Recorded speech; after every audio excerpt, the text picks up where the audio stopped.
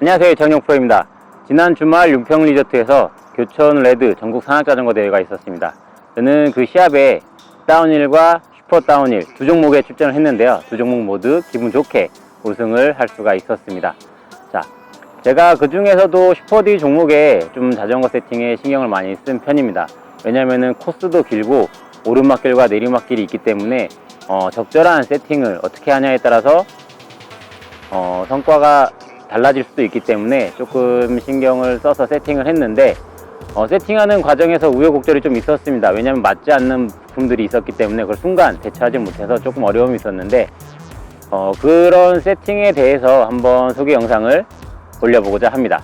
자, 그러면은 제가 어떤 모델을 타고 시합을 뛰었고 어떻게 세팅을 했는지에 대해서 지금부터 알아보도록 하겠습니다. 자, 여기 있는 SB6 모델이 제가 시합에 타고 출전했던 모델입니다. 시합을 끝나고 나서 바로 그 다음날이기 때문에 제가 어떠한 것도 손대지 않고 시합 때 사용했던 세팅 그대로를 유지를 하고 있습니다.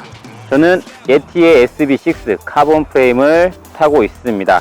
사이즈는 스몰을 타고 있고요. 참고로 제 키는 170 정도 됩니다. 그리고 앞에 서스펜션은 DVO 다이아몬드 서스펜션을 사용하고 있고요. 트래블은 170mm의 에어 서스펜션입니다. 그리고 핸들바 같은 경우는 렌탈의 팻바 35mm 두꺼운 핸들바에서 조금 더 강성이 높은 핸들바고, 스템은 역시 마찬가지로 렌탈 스템이고 길이는 35mm로 매우 짧게 세팅이 되어 있습니다. 그리고 구동계는 지금 뒷변속기 같은 경우는 XT, 스파켓도 XT를 사용하고 있고요. 지금 이번 대회를 위해서 바꿨던 거는 바로 이 앞에 크랭크입니다. 지금 현재 G 크랭크가 장착이 되어 있는데 원래는 XT의 크랭크 34T를 사용을 하고 있었죠.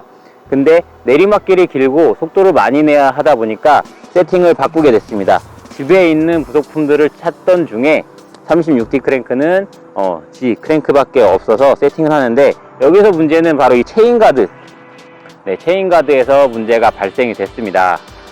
지난주 연습 라이딩 때는 체인가드를 위에만 지금 장착되어져 있는 앱솔루트 블랙의 체인가드를 사용했었는데 위에만 잡아주기 때문에 체인이 이게 털리면은 밑에 쪽에서 빠지는 현상이 생겼습니다. 왜냐면은 G는 이 체인 이탈을 막아주는 그런 구조로 되어 있는 체이닝이 아니기 때문에 이 체인 출렁거림에 조금 약할 수밖에 없었습니다. 그래서 하단에서 잡아줄 수 있는 롤러를 세팅을 하기 위해서 집에 있는 체인 가이드들을 다 장착을 해봤는데 약간의 크랭크 옵셋이 좀 달라가지고 체인 가드와 체인닝 간의 서로 간섭 때문에 결국은 하단부에 롤러가 달린 체인 가드를 사용하지 못해서 정말 고민에 빠졌었는데, 이리저리 부속품을 뒤지다 보니까 다행히도 옛날에 썼던 C가이드 체인 스테이에서 체인을 한번 잡아주는 모델이 있죠. 그래가지고 다행히도 C가이드를 장착을 해서 체인 출렁거림으로부터 체인 빠지는 거를 최소화할 수 있어서 다행히도 경기 중에 체인이 빠지는 그런 문제는 없었습니다.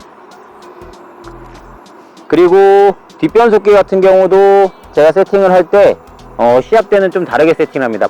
일반적인 라이딩에서는 뒤에 스프라켓을 다 쓰지만 지금 같은 경우는 위에 두 장은 쓰지 않게끔 변속기 세팅을 변경을 했습니다. 왜냐면은 지금도 보시다시피 3단에 변속기가 걸려 있는데 케이지가 상당히 길어진 것을 볼 수가 있습니다. 그렇죠? 그렇기 때문에 근데 만약에 1단까지 갔으면은 케이지가 더 길어지면서 아무래도 트러블이 생길 수도 있고, 그리고 또 오르막길에서 기아를 가볍게 쓰다 보면은 속도가 느려지는 거에 대해서 제가 대처를 하지 못하고 힘들면은 거기 안주해서 그냥 주행을 하게 되더라고요. 그래서 위에 두 장 1단과 2단은 최소한 쓰지 말자 라는 생각으로 잠궈놨었고, 실제 경기에서는 뭐 3단, 3, 4단까지도 안 갔던 걸로 저는 생각을 하고 있습니다. 왜냐면 어필에서도 계속 힘있게 페달링을 했기 때문에 그렇게 뭐 크게 사용을 하진 않았던 것 같습니다. 자, 그리고 브레이크. 지금 브레이크 같은 경우는 앞뒤 모두 180mm, 그리고 브레이크는 XT 디스크 브레이크를 사용하고 있는데 기본적으로 2피스톤짜리가 아니라 4피스톤 브레이크를 사용을 하고 있습니다. 그렇기 때문에 조금 더 긴 다운힐, 슈퍼디는 뭐 5.7km인가 2km 정도 되는 코스 중에서 다운힐이 거의 한 70% 정도의 비중이기 때문에 긴 브레이킹 하다 보면은 제동력 때문에 손이 그 악력이 조금 부족한 경우가 생기는데, XT4 피스톤 브레이크이기 때문에 조금 더 긴 제동에서도 안정적으로 가져갈 수가 있었습니다. 근데 한 가지 좀 제가 아쉬웠던 거는, 사실 앞에도 그냥 180으로는 일반적인 라이딩에 충분한 제동이 나왔었는데, 이때만큼은 조금 200mm 로터를 꽂았으면 좋았을 걸이라는 생각이 조금 들었습니다. 아무래도 내리막길이 길다 보니까 제가 상체에 힘이 부족하게 되고 하다 보니까 제동에서 조금 힘은 들었는데, 그거는 뭐 사실 제 체력의 문제지 브레이크의 문제는 아닌 것 같습니다. 자, 변경을 했던 크랭크는 G 크랭크고 36T, 그리고 길이는 170mm입니다. 거기에 시마노의 XT 올마운틴 페달을 장착을 했고요. 자, 그리고 제가 이번 시합에서 신경을 썼던 거는 크랭크 뿐만이 아니라 타이어 공기압이 가장 중요한 조건이었습니다. 타이어는 앞뒤 모두 허치슨의 토로 2.35 사이즈고 튜블레스 레디 타이어입니다. 그리고 세팅은 앞에는 튜블레스 레디이기 때문에 그냥 튜블레스를 세팅을 했는데, 앞에는 헝누리스, 뒤에는 쿠시코어가 들어가져 있습니다. 왜냐면은 저압 세팅을 잘 안 하는 편이긴 합니다. 제가 보통 라이딩 할 때도 공기압은 보통 한 30psi 정도를 유지를 하고 있고요. 이번 시합 같은 경우에도 돌에 대한 찍힘, 그리고 타이어 파손이 많기 때문에 저는 저압으로 공기압을 낮추진 않았습니다. 대신에 32에서 공기압을 라이딩을 하면 조금씩 낮춰서 맞춰놨는데, 다른 분들이 보면은 제 세팅은 상당히 딱딱하다, 타이어 공기압이 많다라고 말씀을 하세요. 동호인들 기준에는 많을 수 있지만 선수들 기준에서는 그렇게 뭐 많은 공기압은 아닌 것 같습니다. 공기압 같은 경우는 지금 현재 앞에 같은 경우가 아까 재보니까 대략 한 28 정도가 되고요. 뒤에는 조금 더 많습니다. 30 정도를 유지를 하고 있었습니다. 자, 앞뒤를 왜 안에 넣은 그 충격 흡수를 해주는 걸 다르게 했냐? 실제 라이딩 하다 보면은 앞바퀴가 찍히는 거는 조금 더 많습니다. 앞바퀴가 찍히면서 쉽게 말해서 코너를 들어간다거나 할 때는 앞바퀴가 찍히는 게 많은데, 라이더가 힘이 빠지다 보면은 자연적으로 뒤쪽으로 많이 기대게 되고, 빠른 속도로 도를 치고 나갈 때 앞바퀴는 들어서 넘기지만 뒷바퀴는 부딪히면서 넘어갈 수밖에 없습니다. 그렇기 때문에 뒤에다는 조금 더 무게는 무겁지만 충격 흡수력이 좋은 쿠시코어를 장착하고, 앞에다가는 헝노리스, 가벼운 헝노리스를 장착해서 충격으로부터 타이어가 파손하는 것을 방지를 할 수가 있었습니다. 자, 그리고 앞뒤를 왜 똑같은 토로를 사용했느냐? 슈퍼디 코스 같은 경우는 많이 라이딩을 하지 않은 코스이기 때문에 다져지지 않은 그런 노면이었습니다. 그리고 제동도 필요하지만 홈로를 치고 나가는 거 역시 중요하죠. 그래서 허치슨 토로는 사각형의 블럭형 타이어입니다. 방향성이 없이 패턴이 똑같은 타이어이기 때문에 제동에서도 그렇고 치고 나가는 데 있어서도 충분히 훌륭한 성능을 발휘했습니다. 그리고 이번에 새로 지급받은 토로는 타이어 컴파운드가 기존보다 더 좋아졌어요. 제가 느끼기로도 확실히 달라졌다 할 만큼 컴파운드가 좋아서 엔듀로 슈퍼디 세팅에는 앞뒤 모두 토로 2.35 사이즈의 타이어를 장착을 했습니다. 자, 그리고 나서 또 하나 세팅을 변경했던 부분은 바로 이제 서스펜션의 압력일 것 같습니다. 기본적으로 라이딩 할 때는 지금 현재 굿모링이 보이는 위치가 제가 자전거 위에 올라탔을 때 들어가는 세그 값입니다. 이 위치와 지금 앞 서스펜션 같은 경우 약 한 이 정도 들어가는데, 지금 앞에는 30%, 앞뒤 모두 다 거의 한 30% 정도 들어가는 것 같아요. 제가 기존에 사용하던 것보다 이번 시합을 위해서 공기압을 좀 낮췄습니다. 공기압을 낮추고 대신에 컴프레션 조정을 좀 했죠. 앞에 같은 경우는 낮아진 공기압 때문에 주지 않는 현상을 방지하기 위해서 하이스피드 컴프레션도 조금 더 다이얼을 조이고, 로우 스피드 역시 조금 더 딱딱하게 다이얼을 조여놨습니다. 그리고 뒤에 역시도 에어를 많이 뺐습니다. 에어를 뺀 이유는 이게 장거리를 내려가야 되는데 노면 충격이 계속 심하게 올라오다 보면은 라이더가 빨리 지치기 때문에 에어를 뺐죠.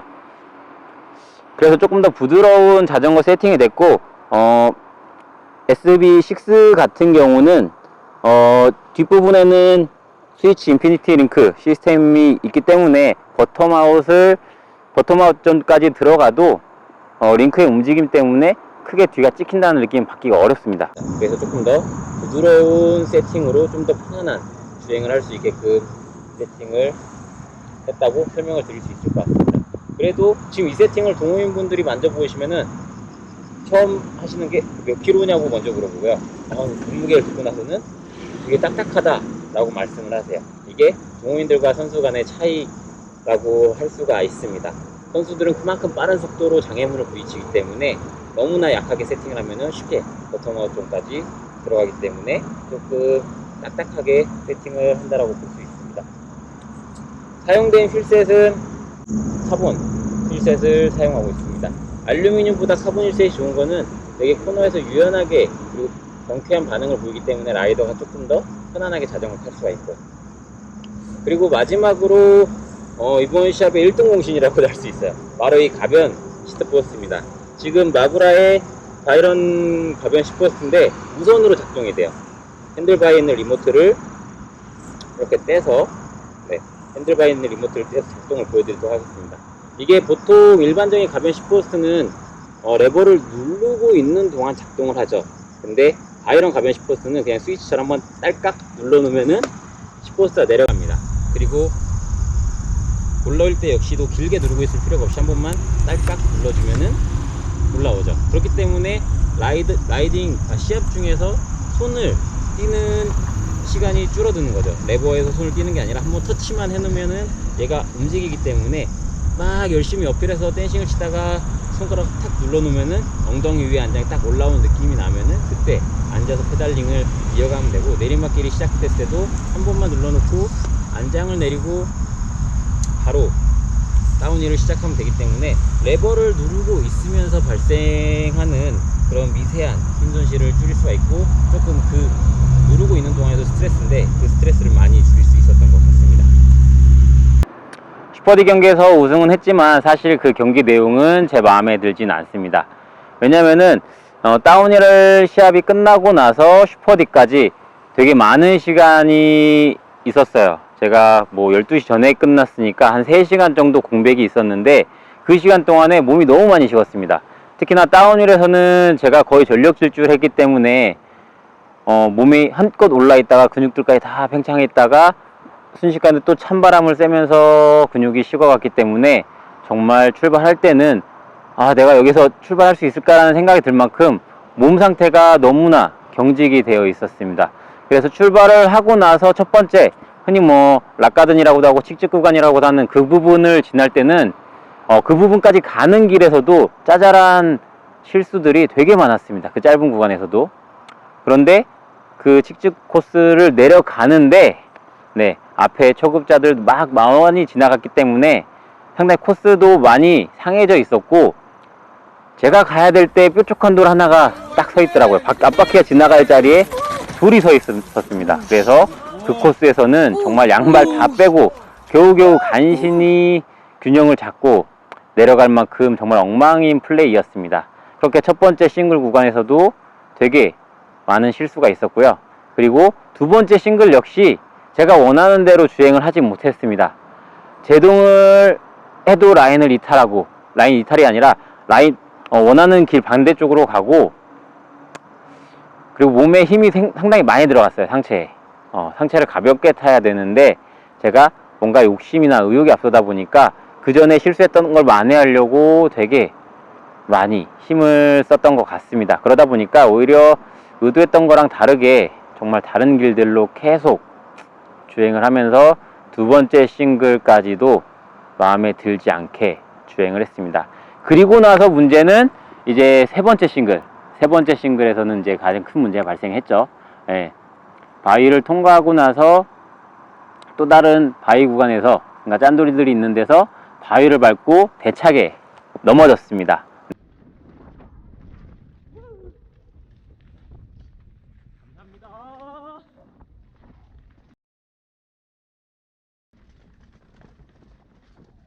앞으로 하면서 헬멧 앞을 꽝 찍고 뭐 딱 넘어지고 뒤를 돌아보니까 자전거는 돌밭 속에 이렇게 구르고 있더라고요. 그래서 뭐 앞에 포크도 기스나고 프레임도 기스가 되게 많이 발생이 됐어요. 자전거가 굴르면서 돌 위로 떨어지면서 넘어지는 순간에 진짜 배렸다. 이 내리막길 주행에서는 기록 싸움이 되게 중요하기 때문에 그 잠깐 넘어진 사이 위에서 실수를 너무 많이 했기 때문에 그 한 번 넘어졌던 거에 타격에서 거의 모든 걸 포기하다시피 했었습니다. 그래도 뭐 어떡하겠습니까. 일단은 그전 연습 주행에서 다른 선수들이랑 기록 차이가 많이 났기 때문에 일단 최대한 당겨보자 라고 해서 남은 구간을 열심히 당겼는데, 오히려 한번 넘어지고 나니까 몸이 조금 더 편해졌어요. 왜냐면 어느 정도 포기를 한 게 있었기 때문에 그럴 수도 있고요. 편해지고 나서 바로 넘어진 다음이 다운힐 구간이랑 만나는 데였거든요. 그렇기 때문에 다운힐 구간부터는 뭐 그냥 원래 리듬대로 갔었고, 뭐 기존 용평의 레드 코스는 편안하게 그냥 힘 안 들이고, 힘이 들었기 때문에 힘을 안 들이고 탄다는 건 거짓말이고, 그냥 힘을 좀 아끼면서 탔었고, 슬로프가 나와서, 그러니까 레드가 끝나고 다음 점프존까지 들어가는 슬로프에서는 정말 있는 힘을 다해서 페달링을 했습니다. 그리고 점프존 들어가면은 그냥 힘들어요. 점프존 들어가면 누구나 다 힘듭니다. 특히나 점프존 들어가면서 오른쪽 코너를 돌고 나면은 그 앞에 흙이 약간 찰흙 같은 그런 흙이기 때문에 속도를 되게 많이 잡아먹거든요. 그래서 그 구간 페달링은 정말 힘들게 해서 점프하고 마지막 피니시 구간까지 들어가서 정말 있는 힘껏 페달링을 밟아서 점프도 죽이려고 했지만 힘이 드니까 점프를 죽이지 못했어요. 그냥 뜨는 것만 간신히 잡아서 넘어가고 피니시를 했습니다. 그래서 사실 큰 기대는 하진 않고 있었는데, 다행히도 예선전 기록보다는 9초 정도 늦었어요. 10분 20초인가? 이 정도 기록으로 다행히 1등 했는데 참 마음에 들진 않습니다. 왜냐면은 예선전 기록에 너무 못 미쳤기 때문에 만족스럽지 못하지만, 그래도 일단은 뭐 우승을 했다는 거 자체를 만족을 해야 할 것 같습니다. 만약에 앞에 기록 실수는 많았지만 넘어지지 않았더라면은 예선전 때 기록을 당길 수 있지 않았을까? 라는 생각이 들긴 합니다. 원래 계획은 예선전 때가 10분 13초였기 때문에 한 10분 10초 때만 들어가 보자 라는 생각이 있었어요. 그게 제 목표였었는데, 그 목표에 한참 10초 이상 뒤처진 결과가 나오게 된 거죠. 그래서 좀 아쉽긴 하지만 내년에는 조금 더, 근데 내년에 제가 그 시합을 나갈지 안 나갈지는 모르겠어요. 왜냐하면 제가 내년에 35이기 때문에 지금 현재도 엘리트 선수 중에서는 거의 고령에 속하고 있습니다. 그래서 정말 내년까지 열심히 시합을 뛰어야 되나라는 생각은 하고 있는데, 일단은 그건 뭐 내년에 걱정하기로 하고요. 조금 아쉬움이 남는 시합이었지만 그래도 오랜만에 재미있게 달릴 수 있었던 재미있는 시합이었던 것 같습니다.